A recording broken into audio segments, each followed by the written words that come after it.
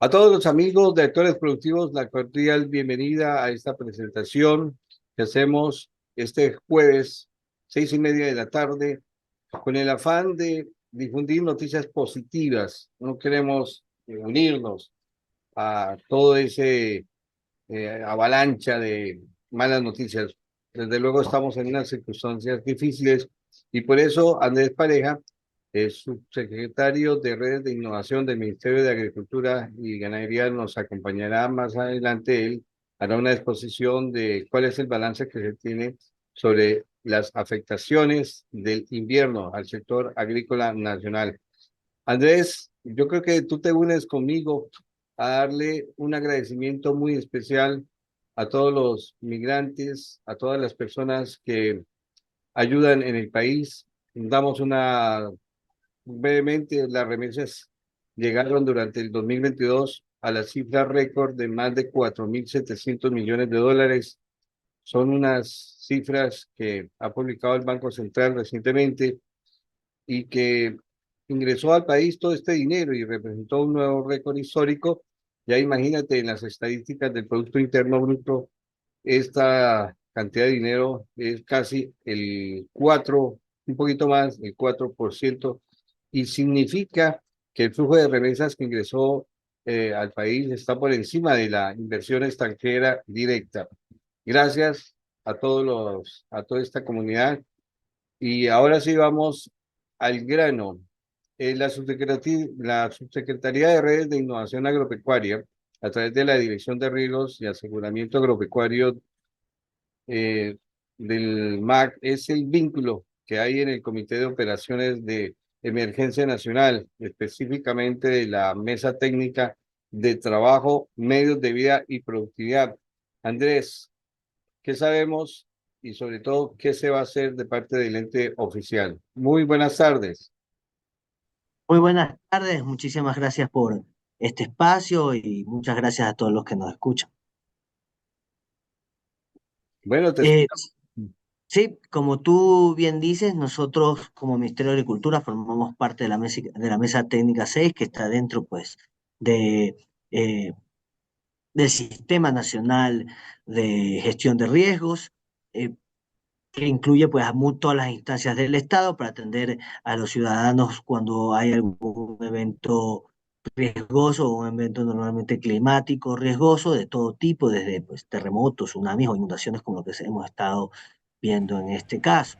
Es importante notar que hay una prioridad en cómo se atienden a las personas. Primero hay que salvaguardar las vidas de las personas, luego de esto pues que tengan donde dormir, si es que han perdido sus hogares, que tengan acceso a agua, porque el ser humano no puede vivir sin agua más de 3 días, que tengan alimento, restablecer los servicios básicos, etcétera. Y luego de eso viene justamente restablecer los medios de vida, es decir, si es una fábrica, pues reconstruir la fábrica, si es una producción agropecuaria, pues recuperar la producción agropecuaria, que es justamente en la parte que participamos nosotros como Ministerio de Agricultura. De la misma manera, este servicio, este sistema es desconcentrado, es decir, que está a nivel territorial, en todas las provincias, en todos los cantones y en todas las parroquias del país. Por eso también hay COEs parroquiales, cantonales, provinciales y nacionales, y se activan dependiendo de si la emergencia es nacional o local, dependiendo del nivel. Y nosotros como Ministerio de Agricultura tenemos planes de contingencia para varios tipos de eventos climáticos.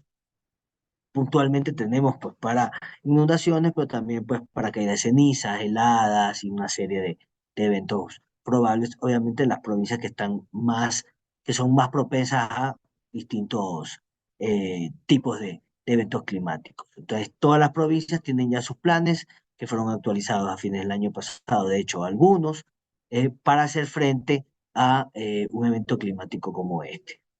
¿Tienes tú algunas cifras que nos podamos basar nosotros? ¿Cuáles han sido las afectaciones a nivel nacional? Tengo entendido que ustedes tienen corte hasta el 25 de abril, que por esta época invernal el sector agropecuario ha sido afectado ya sea por inundaciones, como tú decías, el desbordamiento de ríos, aluviones, vendavales, vientos fuertes, deslizamiento de tierras, exceso de humedad y granizada. De una manera condensada, ¿cuál sería el reporte?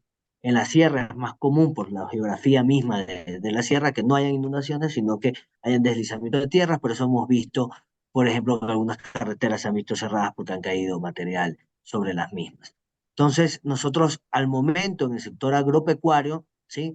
Tenemos eh, con hectáreas con afectación parcial, tenemos 10.708 hectáreas con afectación parcial y tenemos 12.000 hectáreas con afectación de pérdida total o afectación total. Esto es importante notar la diferencia porque cuando, por ejemplo, se inunda una zona y se recoge el río, hay veces que no se pierde todo el cultivo, digamos, no se pierde la totalidad, sino que se pueden hacer prácticas agrícolas para recuperarlo o simplemente solo cuando baja el agua no se ha saturado tanto la tierra o cuestiones así, se recupera la planta sola.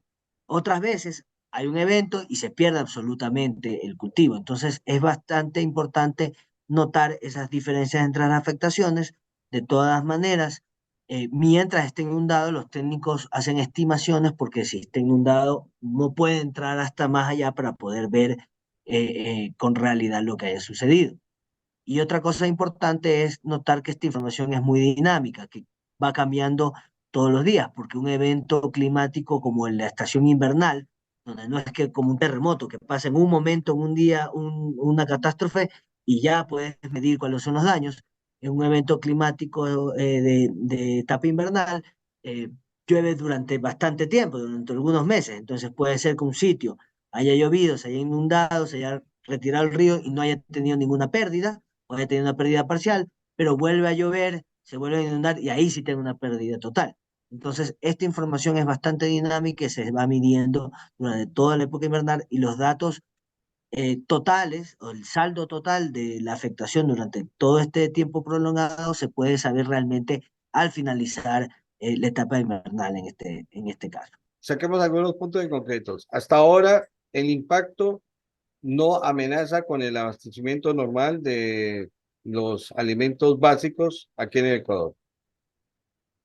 Correcto, hasta ahora, en lo que va de este evento, y esperemos que continúe así, no se ha visto afectada la provisión de alimentos dentro del país. Ahora, se tienen estadísticas que el 92% de la actividad agrícola o agropecuaria en el país es con plata propia de los mismos agricultores o ganaderos.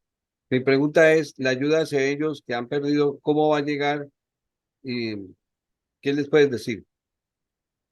Bueno, hemos varias cosas. Primero que nada es que hay que tener en cuenta lo que mencioné hace un momento. Uno tiene que saber el momento exacto en que va a llegar estas ayudas. Es decir, por ejemplo, si entregásemos semilla ahorita y la sembraran en este momento, no ha terminado la etapa invernal. Si vuelve a llover muy fuerte y se vuelve a inundar una zona donde sembraste esa semilla que entregó el ministerio, se la llevaría el río y no serviría de nada. Entonces hay que ver los momentos exactos para los distintos tipos de ayudas que se pueden dar. Nosotros como ministerio actualmente damos capacitación en cómo recuperar los cultivos, en qué actividades se pueden hacer para tratar de mitigar los riesgos y obviamente una vez que termine la etapa invernal entraremos con distintos tipos de kits que depende mucho pues de el cultivo, de la intensidad de el daño por la intensidad del evento que haya sucedido, además del daño que tenga, porque dependiendo del daño, pues la actividad agrícola que se debe hacer es diferente, y además eh, las zonas agroclimáticas del país son diferentes incluso para los mismos cultivos, para saber cuál es la ayuda concreta ya en paquetes tecnológicos para ayudar a los productores. Entonces, esos dos puntos son muy importantes tenerlos en cuenta. Andrés, el ministro recientemente mencionó que había un monto de 3 millones de dólares para estas emergencias.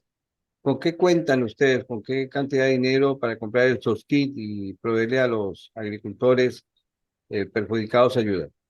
Bueno, nosotros tenemos varios proyectos de inversión que cuentan en su presupuesto, de los cuales estamos eh, eh, previendo utilizar el monto que mencionaste para dirigirlo hacia las zonas afectadas con los tipos de paquetes tecnológicos que pueden tener cada uno de los proyectos. Un proyecto de ganadería que tiene kits veterinarios, otro que tiene de semilla, etcétera, para poder utilizar nuestros recursos, pero focalizarlos hacia las personas más afectadas. Y ese monto es pues un monto que tenemos hasta ahora, pues a medida que vaya avanzando la etapa invernal se podrá ir ajustando estos montos dependiendo pues de qué tan graves sean las afectaciones.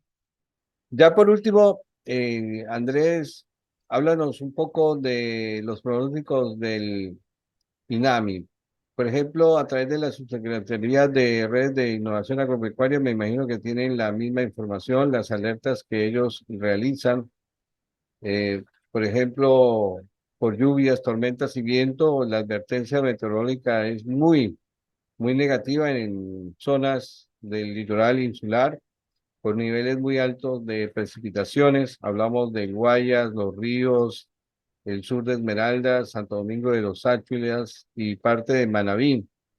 E igualmente, si miramos el reporte de la posibilidad de ocurrencia del fenómeno del Niño, pues tampoco las noticias son muy halagadoras, por cuanto, por ejemplo, la SPOL, en su reporte niño o niña, nos dice que los modelos dinámicos y estadísticos basados en la muestra donde toman pues todos estos datos, la probabilidad de un 70% de las condiciones neutrales hasta el mes de junio lo tendremos, pero de mayo, junio y julio, diríamos en parte de mayo, la probabilidad es de condiciones del niño.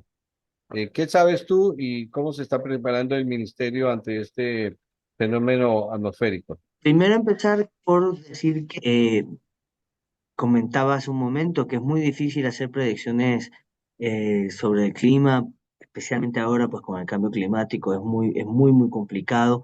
Por ejemplo, como decía, a inicios de año estábamos preparándonos para una sequía que obviamente nunca hubo y en años anteriores hemos tenido lo mismo. Entonces es muy difícil hacer una predicción al 100% segura. Pero, sin embargo, nosotros, todos los que formamos parte del Sistema Nacional de Riesgos, de Gestión de Riesgos, debemos prepararnos para hacer frente a estos eventos, ¿no? Entonces, no solamente nosotros, en lo que nos corresponde, especialmente en la parte de recuperación, podemos recordar que hay tres etapas, en la parte de prevención, la parte durante el evento y luego la recuperación posterior al evento, ¿sí? Entonces, esto es un esfuerzo mancomunado de varias instituciones, especialmente las locales, porque, por ejemplo, para prevenir este tipo de inundaciones, por ponerlo en algo más concreto, se van a hacer obras de infraestructura de, por ejemplo, muros de contención, obras de drenaje, mantenimiento del drenaje que ya existe, etcétera, que es una parte que no le compete al ministerio, sino a los gobiernos locales, y nosotros especialmente en la parte de recuperación de los cultivos. Entonces nosotros ya tenemos nuestros planes de contingencia para hacer frente a una etapa invernal y a las inundaciones específicamente. Ok, bueno, André, y bueno decir que las zonas agrícolas afectadas son áreas inundables, que el riesgo lo corre siempre el agricultor ante una eventualidad de invierno. En este caso se ha prolongado y han caído pues precipitaciones a veces que en 2 días suma todo el histórico del mes. Es bueno decir eso, ¿no? Que son partes bajas. Sí, por supuesto, y es natural porque obviamente tenemos partes bajas, partes medias, partes altas y obviamente el agua por naturaleza misma y la gravedad va a ir a emposarse o por decirlo de cierta forma coloquial en las partes bajas. Obviamente es donde más cuidado hay que tener. La Secretaría de Gestión de Riesgos ha provisto no solo a nosotros, sino a todas las instituciones con mapas de susceptibilidad de inundaciones, es decir, los lugares donde más probablemente vaya a darse una inundación. Igual tienen este tipo de mapas para todos los distintos tipos de eventos climáticos y nos toca a todas las instituciones desde nuestras competencias prepararnos para hacer frente a estos distintos eventos climáticos. Y O sea, en realidad, nosotros tenemos una información, la información de los cultivos más afectados De hecho, el arroz es el rubro más afectado y obviamente es natural porque se lo cultiva en zonas bajas y el sistema de producción obviamente son esta especie de piscinas con inundación y es pues mucho más fácil que cuando hay mucha agua sea lo que se ha cubierto con más facilidad. Ese es el cultivo más afectado, eh, la gran mayoría es eso y luego pues cacao, maíz, son los siguientes rubros, pero la diferencia entre arroz y estos cultivos es bastante considerable. Muchas gracias, Andrés, por la información. Andrés Pareja, subsecretario de Redes de Innovación del Ministerio de Agricultura y Ganadería. Siempre abiertos a conocer de esta evaluación que se hace eh, de la mesa de trabajo que está disponible para reunir toda esta información. Muy buenas tardes y seguiremos contigo tal vez más adelante para saber cuál es el proceso invernal y su efecto en la producción agropecuaria del país. Muchísimas gracias a ti.